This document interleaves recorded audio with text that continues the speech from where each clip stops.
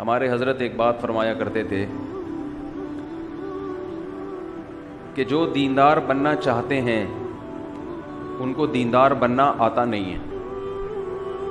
دیکھو ہر چیز سیکھنی پڑتی ہے. آپ اگر صحت مند بننا چاہتے ہو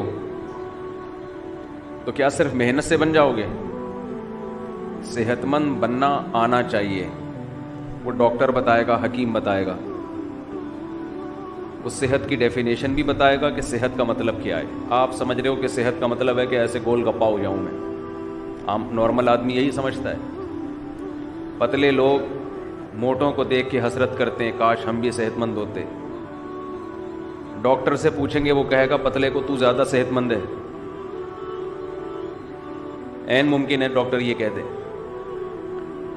موٹا آدمی بہت باریک کو دیکھ کے افسوس کرتا ہے کاش میں بھی ایسا ہلکا پھلکا ہوتا. ہو سکتا ہے وہ بیچارہ بیمار ہو جس کی وجہ سے اتنا باریک ہے.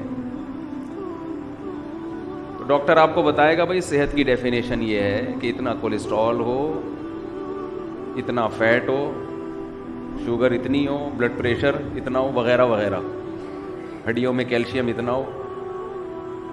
تو وہ آپ کو صحت کی ڈیفینیشن بھی بتائے گا اور پھر آپ اس سے سیکھیں گے کہ اس معیار تک، اس ہدف تک پہنچنے کے لیے مجھے کیا کھانا ہے اور کن چیزوں سے ایوائڈ کرنا ہے، ایکسرسائز کون سی کرنی ہے کون سی نہیں کرنی ہے، وغیرہ وغیرہ. جن لوگوں کا پیٹ نکلا ہوا ہوتا ہے نا بہت زیادہ، وہ جب پیٹ کم کرنے کے لیے جاگنگ کرتے ہیں تو وہ لٹک جاتا ہے کیونکہ ہلتا ہے نا، وہ ہلتا ہے، ڈم ڈم دائیں بائیں جا رہے ہیں، ٹھیک ہے نا. پھر وہ آہستہ آہستہ لٹک جاتا ہے. وہ کہتے ہیں یہ تو کم نہیں ہوا. کوئی بھی چیز ماہرین سے پوچھی جاتی ہے کہ بھئی کون سا کام کس طریقے سے کرنا ہے.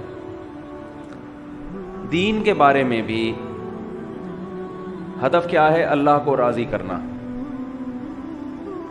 تو اللہ سے پوچھا جائے گا نا کہ تیری رضا کن چیزوں میں ہے. پہلے تو ہمیں یہ بتا، پھر ہمیں یہ بتا ان چیزوں کو ہم نے حاصل کیسے کرنا ہے، اس کا طریقہ کار کیا ہے. یہ چیز آپ اللہ سے نہیں پوچھتے.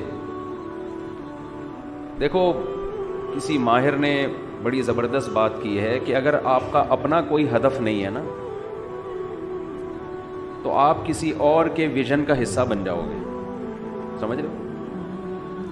اگر آپ کا اپنا کوئی ویژن نہیں ہے کہ میں نے یہاں پہنچنا ہے اس طریقے سے، تو نیوٹرل رہ کے زندگی نہیں گزارو گے، کسی اور کے ویژن کا حصہ بن جاؤ.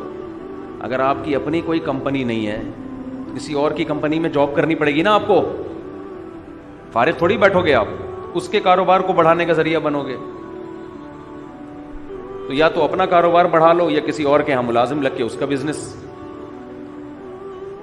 تو اگر آپ کو خود یہ بات نہیں پتا کہ اللہ کن چیزوں سے راضی ہوتا ہے، کیا کرنا ہے کیا نہیں کرنا، تو بہت سے لوگ جن کا ہدف ہے دنیا پرستی، وہ دین کا لیبل لگا کے آپ کو دنیا پرستی میں لگا دیں گے.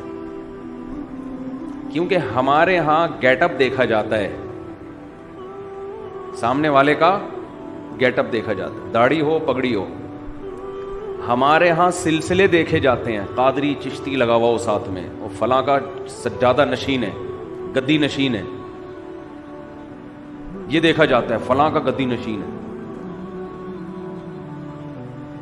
یہ دیکھا ہی نہیں جاتا کہ جس کو ہم فالو کر رہے ہیں وہ خود دنیا کا عاشق تو نہیں ہے، کہیں وہ خود دنیا پرست تو نہیں ہے.